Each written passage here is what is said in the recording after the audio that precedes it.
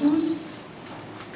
Voici donc la présentation des modules de formation qui ont eu lieu ces deux semaines.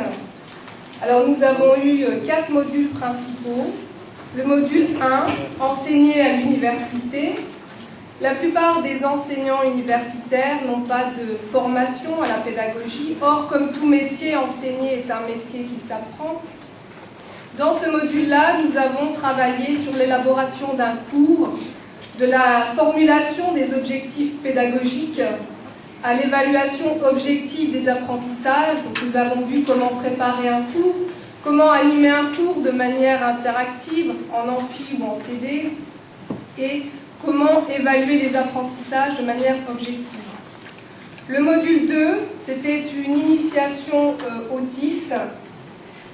Comme vous le savez, les TIS sont de plus en plus présents dans notre société et l'université n'en fait pas exception. Donc, le métier d'enseignant doit évoluer pour s'adapter à cette révolution numérique.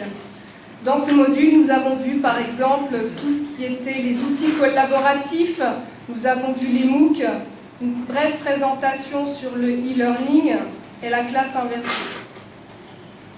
Le module 3 était une sensibilisation à l'évaluation des enseignements. Pour progresser dans sa carrière, l'enseignant, dans sa pratique, et favoriser sa professionnalisation au métier d'enseignant, il est nécessaire que l'enseignant universitaire puisse bénéficier de retours constructifs sur sa pratique.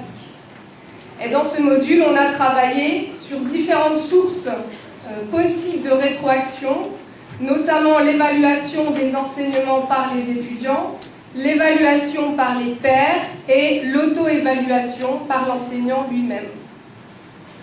Le 4e module portait sur la direction de recherche, la direction de mémoire et de thèse. Là, nous avons travaillé sur la posture du directeur de recherche, l'explicitation des rôles de chacun et la gestion des conflits au sein du binôme. Alors, je voudrais ajouter rapidement les 3 objectifs majeurs de cette formation.